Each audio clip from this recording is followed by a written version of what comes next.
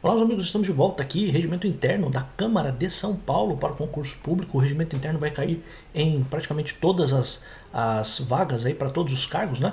Então a gente continua aqui. De novo, né? Eu acho, sinceramente, que a prova pode estar na primeira aula e talvez na segunda, que nós já falamos. Essa é a quarta aula. Qual é a coisa importante, né? Só para a gente já começar aqui. Tudo que eu for falando aqui, é lógico que a gente está fazendo aqui de um modo mais rápido. Por quê? Porque é lógico, a gente está na última semana antes da prova e, cara, acredite, teve gente que comprou cursos aí por fora, aí, em cursos famosinhos aí, e que acabaram tendo ali alguns poucos momentos de análise do regimento interno e não sei se vai dar certo aí.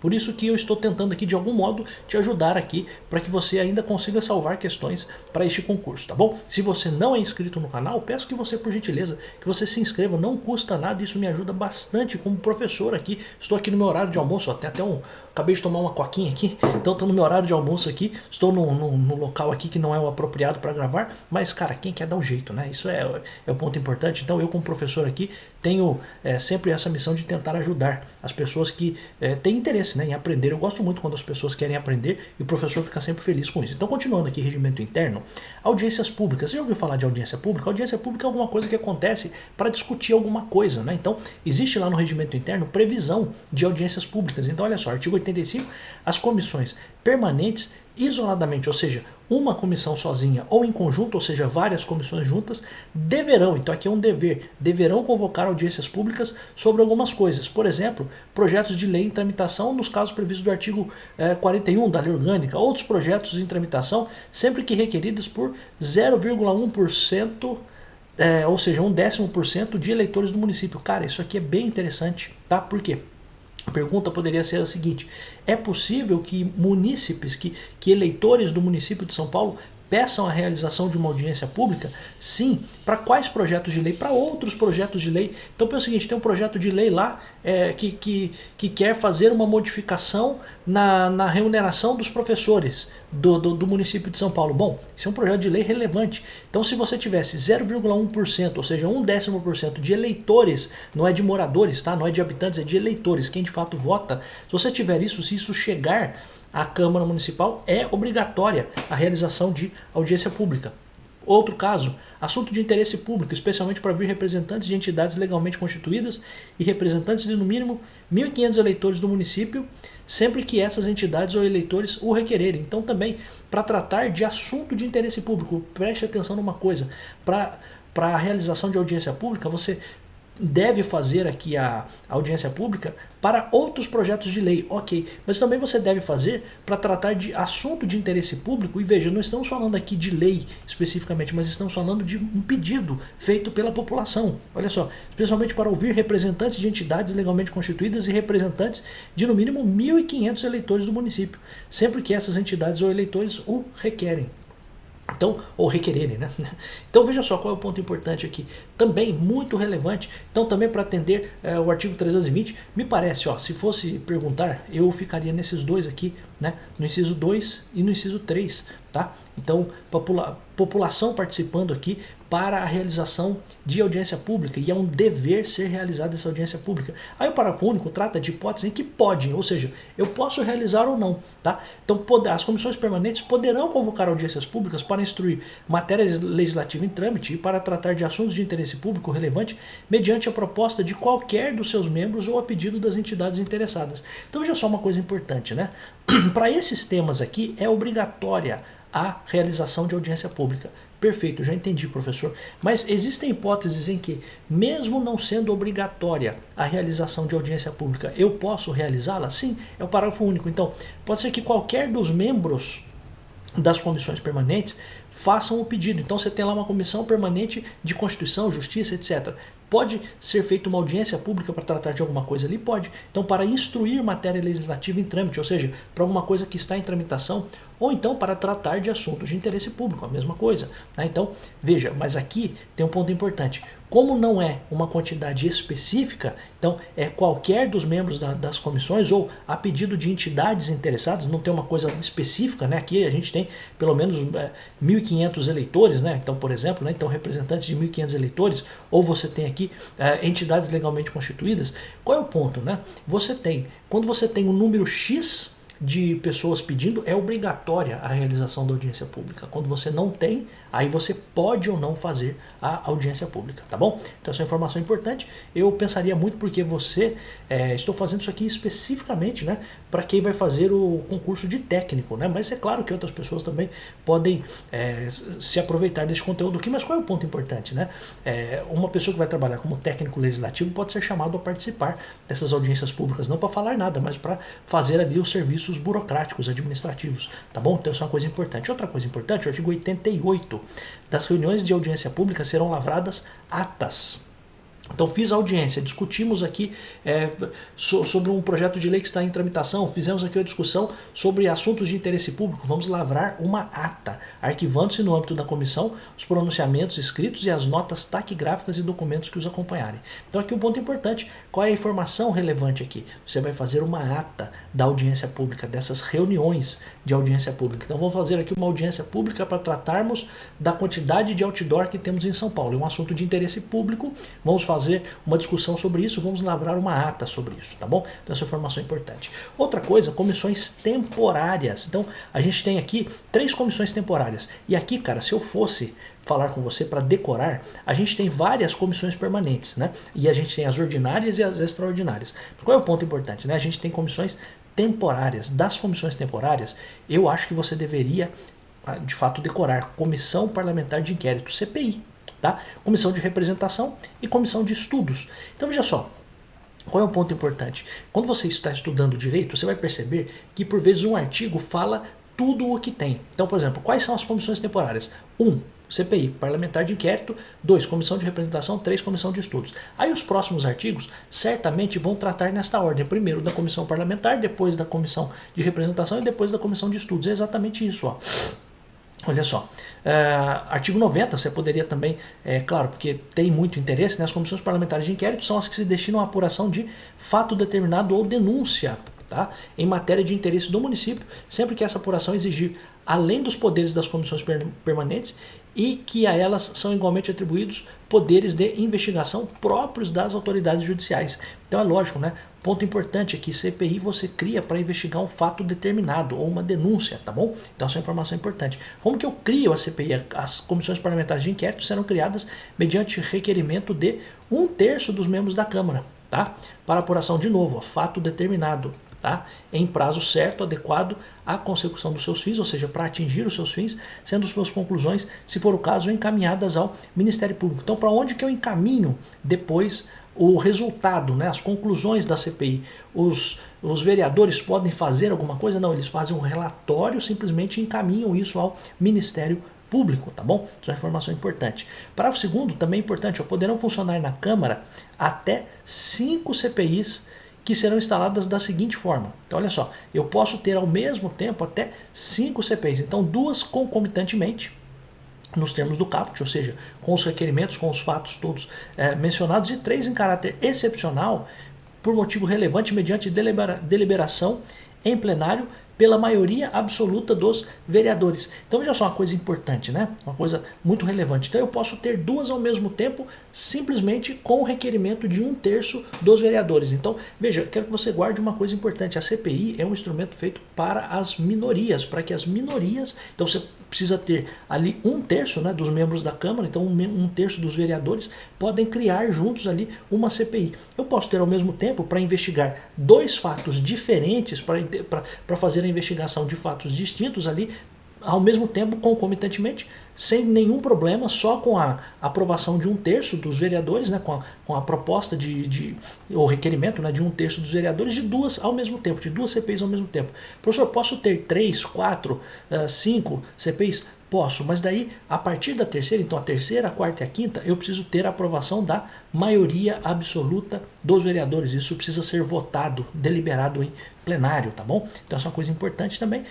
Ficaria muito atento aqui. Aí a gente tem o plenário. O que é o plenário, né? Pleno é quando a gente fala assim, olha, isso aqui, isso tem muito no Poder Judiciário, né? Isso aqui vai ser julgado pelo plenário ou pelo pleno do tribunal. O que é isso? É a reunião de todos. Tá bom? Então, plenário é o órgão deliberativo e soberano da Câmara. Então, olha que coisa importante. Órgão deliberativo e soberano. Então, o plenário é soberano. Então, uma coisa importante. Constituído pela reunião dos vereadores em exercício, em local, forma e número estabelecidos neste regimento. Então, o que é o plenário? É o órgão deliberativo, ou seja, que vai realmente, não é julgar, né, mas decidir, né, se alguma coisa vai ser aprovada ou não, e é o órgão soberano da Câmara, tá bom? No sentido de que o que ficar votado no plenário está votado, tá bom? Essa informação é importante. Então, plenário, pleno, é a reunião de todos os vereadores em exercício. E aí, veja só, a indicação do artigo 102 traz pra gente as informações sobre como que são feitas as deliberações. Aqui, por deliberações, entendam as votações, tá bom? Então, só para que você entenda, né? As votações feitas no plenário vão ser tomadas primeiro por maioria simples ou por maioria absoluta. Então, maioria simples é a maioria dos presentes, tá? Então, maioria simples é a maioria dos presentes, tá? Também temos a maioria absoluta, que é a maioria de todos mais um, tá? Então, aqui é a maioria dos presentes. Simplesmente você pega metade mais um dos presentes. Então, metade mais um dos presentes. Professor, como assim dos presentes? Você tem lá 80 vereadores, 80 não, mas você tem, exemplo, 50 vereadores, tá? Mas no dia lá você tem 35, a maioria daqueles 35 formam a maioria simples, tá bom? A maioria absoluta é a maioria de todos os que pertencem ao quadro da Câmara Municipal, a todos os vereadores, tá bom? Você tem a maioria especial e a maioria qualificada. Olha que coisa interessante, né? A maioria simples, e aqui você tem a própria lei dizendo para você, né? O próprio regimento, né? É que representa o resultado de votação dentre os presentes, então quem estiver presente ali. Maioria absoluta, o que compreende mais da metade dos membros da Câmara, não só dos que estão presentes. Então, você tem 70 vereadores, por exemplo, você, estou dando a título de exemplo, né? Você tem lá 70 vereadores, qual é o ponto? Para você aprovar alguma coisa por maioria absoluta, você tem que ter 36, 35, que é a metade mais um, tá? Maioria especial atinge ou ultrapassa 3/5. Então, você tem para algumas coisas a maioria especial, né? Então, por exemplo, para você aprovar algumas emendas, etc., a lei orgânica, etc., você precisa ter 3/5. E você tem a maioria qualificada. Cara, a maioria qualificada serve, por exemplo, para você caçar o prefeito. Daí seria aqui a quantidade de 2/3 dos membros da Câmara, tá bom? Então essa é uma informação importante aqui pra gente. Então, professor, você acha que poderia cair uma questão perguntando dessas maiorias? Olha, não digo que não, mas é sempre importante saber, tá bom? Então, maioria simples é a maioria dos que estiverem presentes naquela reunião.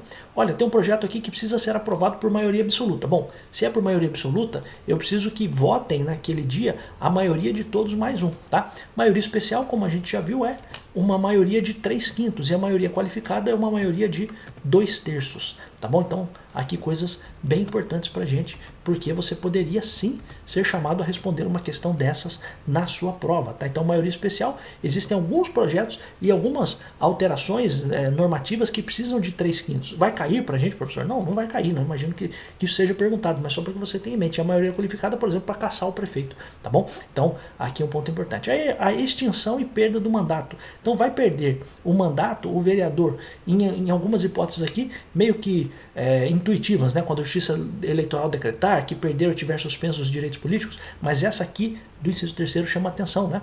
Que deixar de comparecer em cada ano, ou seja, em cada ano, em cada sessão legislativa, a terça parte das sessões ordinárias. Então, o cara não foi, o cara só está recebendo. Então, ele deixou de comparecer, lógico, né? Ele deixou de comparecer sem justificar, pelo amor de Deus. O cara estava doente, pô, pode faltar. O cara estava em missão autorizada pela Câmara. Então o cara é um vereador e estava numa missão internacional. Estava no outro estado do país, estava em outro país. Não tem problema. Aí claro que você não vai computar as faltas. Então aqui a penalização é para quem? É para o cara que faltou e não justificou, tá bom? Uma outra interessante aqui é que sofrer condenação criminal em sentença transitada em julgado que implique em restrição à liberdade de locomoção. Porque é claro, né? Porque esse cara não vai conseguir comparecer às sessões, né? Então esse é um ponto importante, tá? Então, o parágrafo 2º fala que nos casos do inciso 1º, 2º e 6º, que é este que a gente acabou de ver, do cara preso, Acolhida a acusação pela maioria absoluta dos vereadores, a perda do mandato será decidida pela Câmara por quórum de 2/3, assegurado o direito de defesa. Então o cara foi condenado, então olha a coisa importante, né? O cara foi condenado criminalmente, certo? E está com a sua liberdade de locomoção restringida, então ele está preso, tá? Ele perde automaticamente o mandato? Não. O que vai acontecer? Você poderia ter uma história assim, né? Então falando de tal, foi condenado com sentença transitada em julgado, ou seja, não cabe mais nenhum recurso, nem nada, e agora ele continua na condição de vereador. Mas o que vai acontecer com ele? Ele vai ser, pode ser, na verdade, cassado, pode perder o mandato, e isso vai ser feito por quem? Pela Câmara. A Câmara vai cassar esse cara se tiver uma votação de 2/3 dos vereadores, tá bom? Então essa é uma coisa importante também. Aí nos casos do inciso 3 a 5, a perda será declarada pela mesa de ofício ou mediante provocação. Então nesses casos aqui, ó, do 3 a 5, então o cara que não compareceu, que perdeu ou tiver suspenso os direitos políticos, ou quando a Justiça Eleitoral decretar, aí é claro que é uma coisa muito mais... Tudo deveria ser, só entre nós aqui, né? Tudo deveria já ser automático, né? Mas o que eu quero que você guarde? Para o cara que foi condenado, porque isso me parece ter uma história boa para concurso. Fulano de tal foi condenado com sentença transitada e julgado, e a pena é uma pena privativa de liberdade, ou seja, restritiva da liberdade. Então foi condenado a 6 anos de reclusão, por exemplo, 8 anos de reclusão, né? Pelo menos a partir de 8 anos é obrigatório o regime fechado, por exemplo. Então, nesse caso, esse cara perde automaticamente o mandato? Deveria perder, mas não perde. O que o regimento interno diz é que ainda vai ser feita ali a apuração dentro da Câmara para ver se ele vai perder o mandato ou não. Para ele perder o mandato, 2/3 dos vereadores precisam votar, tá bom? Outra coisa, extingue-se ou vai se dar a perda do mandato do vereador ainda quando ele morrer, quando ele renunciar, ok, tá tudo certo. Quando deixar de tomar posse sem justo motivo aceito pela Câmara dentro do prazo de 15 dias. Você lembra que lá na primeira aula a gente viu que o vereador que estiver presente na primeira sessão, na sessão inaugural lá de 1º de janeiro, que vai ser presidida pelo vereador mais velho, você lembra de tudo aquilo? Aqueles que estiverem presentes vão tomar posse naquele dia. Só que tem uma coisa, tem gente que não vai tomar posse ainda, né? É um negócio maluco, mas tem gente que não toma posse naquele dia. Então ele precisa tomar posse dentro de quanto tempo? Dentro do prazo de 15 dias, tá bom? E outro caso, quando fixar a residência fora do município sem autorização da mesa. Também é um caso de extinguir ou perder o mandato, tá bom? A renúncia vai se tornar irretratável após a comunicação ao presidente lida em plenário. Então, o cara renunciou ao mandato de vereador, comunicou ao presidente, isso foi lido em plenário, ó, estou aqui com o pedido de renúncia do vereador fulano de tal. Falou isso no plenário, acabou, não tem mais como voltar atrás, tá bom? Aí veja só, a gente tem aqui também a questão do processo de cassação, e uma coisa importante é a seguinte: se decorridos 90 dias da acusação, o julgamento não estiver concluído, o processo será arquivado. Então, comecei um processo para cassar uma pessoa. Se em 90 dias eu não resolver isso, o processo vai ser arquivado, tá bom? A Câmara, acolhida a denúncia pela maioria absoluta dos seus membros, iniciará o processo. Então, para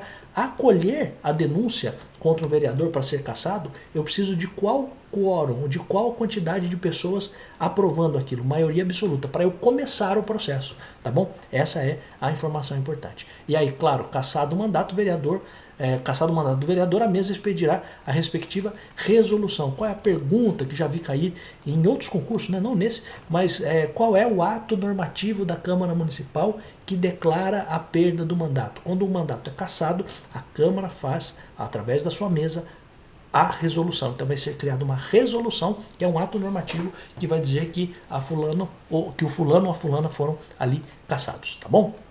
Aí olha só, coisas importantes ainda, né, de sessões da Câmara, né? Então, as sessões da Câmara serão ordinárias, extraordinárias, extraordinárias virtuais e solenes. O que me chama muito a atenção, cara? Então olha só, sessões ordinárias e extraordinárias precisam ter a presença de pelo menos 1/3 dos membros. Então isso aqui é o quórum, isso aqui você tem um nome, né? É o quórum de instalação da sessão, ou só quórum de instalação. Então, sessões ordinárias e extraordinárias, qual é o quórum de instalação ou de instauração, tem gente que até chama de instauração, mas por vezes é mais visto como instalação, para eu começar a sessão.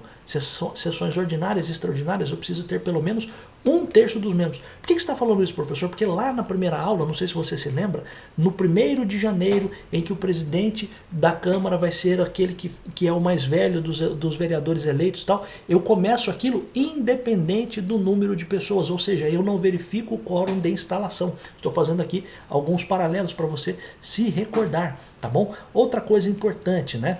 Suspensão da sessão. Quando que eu suspendo uma sessão? Para preservar a ordem, para recepcionar visitantes, enfim, por deliberação do plenário, tá? Então eu posso suspender a sessão. Vamos dar uma paradinha aqui, a gente já volta, tá? E a sessão vai ser encerrada, primeiro, por falta de quórum, então não tem gente suficiente. E aí, em caráter excepcional, por motivo de luto nacional, alguma coisa muito, realmente muito comovente, né? E também no caso de tumulto grave. Então teve um quebra-quebra. Então primeiro eu posso suspender a sessão para tentar preservar a ordem. Começou a jogar cadeira, sapato para um lado, dentadura para o outro. O que vai fazer? Vai continuar essa sessão? Não, vou encerrar essa sessão. Então encerra a sessão quando houver tumulto grave, tá bom? Então essa é uma informação importante aqui. Meus amigos, apenas de fato para a gente terminar aqui, o que eu vou fazer? Eu vou deixar esse finalzinho aqui para você lá no Telegram, tá? Todas essas anotações aqui eu vou deixar lá, não vou cobrar nada, não tem nada disso. Eu até fiz aqui alguns grifos de coisas que eu acho que você poderia pelo menos passar os olhos para ler. Por exemplo, você vê aqui, como que eu divido a sessão da Câmara? Em pequeno expediente, grande expediente, prolongamento do expediente, ordem do dia, explicação pessoal. Então eu marquei aqui, por exemplo, coisas importantes. Aqui ó, no pequeno expediente tem a duração de 45 minutos e cada vereador vai falar por 5 minutos. Então veja, são coisinhas bobas, não acho que de fato isso seja perguntado para você, mas de toda forma, né, eu acho prudente que você pelo menos dê uma lida nisso, porque lá no seu edital está simplesmente o que? Está regimento interno da Câmara. Mas eu acho que nesses 4 vídeos que eu fiz aqui, eu acho que eu consegui de alguma forma te ajudar aqui a pelo menos ter mais luz, ter uma clareza maior de assuntos aqui que podem estar na sua prova, até de algum modo formulando aqui alguns pequenos problemas para você tentar responder as suas questões. A única coisa que eu vou pedir para você é que você se inscreva no canal. Vai passar esse concurso, né? Vai ter o concurso agora dia 14 de janeiro de 2024. Eu queria que você continuasse aqui no canal. Por quê? Se você não me conhece, eu tenho aqui vários vídeos de tantos outros assuntos aqui. E eu fiz esses vídeos aqui também como uma forma de eu me apresentar. Você talvez não me conhecesse, eu fiz esses vídeos também para que eu pudesse me apresentar e mostrar para você, em primeiro lugar, que você precisa ter professores comprometidos com o aluno. Você precisa ter professores que estão com o aluno até o final. Os meus alunos sabem que eu estou com eles até o final. Em vários concursos, durante toda essa minha trajetória, por vezes na véspera da prova, a gente fazia alguma coisa e muitas coisas do que a gente falava ali, até mesmo na véspera da prova, uma vez até no dia da prova que eu mandei um áudio de manhã para um grupo de alunos do Telegram e aquele assunto caiu no concurso. O seu professor, as pessoas que estão com você precisam estar com você até o fim. Não adianta simplesmente querer te vender um curso. Eu vendo curso também, vendo, depois eu vou falar sobre isso. Não tem nada agora, eu vou falar nada aqui para você. Eu quero que você faça a prova agora. Eu quero que você entre lá no Telegram. Não vou ficar vendendo nada também lá. Fique tranquilo com isso, tá bom? Agradeço muito a você que está aqui. Desejo para você uma excelente prova. E eu ainda vou gravar pelo menos um vídeo, mas talvez sejam 2 vídeos sobre a lei orgânica do município de São Paulo, tá bom, meus amigos? As anotações de tudo isso aqui eu vou deixar lá no canal do Telegram, tá bom? Eu volto em tantos outros vídeos. Clique no link que está aqui embaixo para você entrar lá no Telegram e eu volto em tantos outros vídeos. Sim, meus amigos, porque eu adoro estar aqui. Tchau.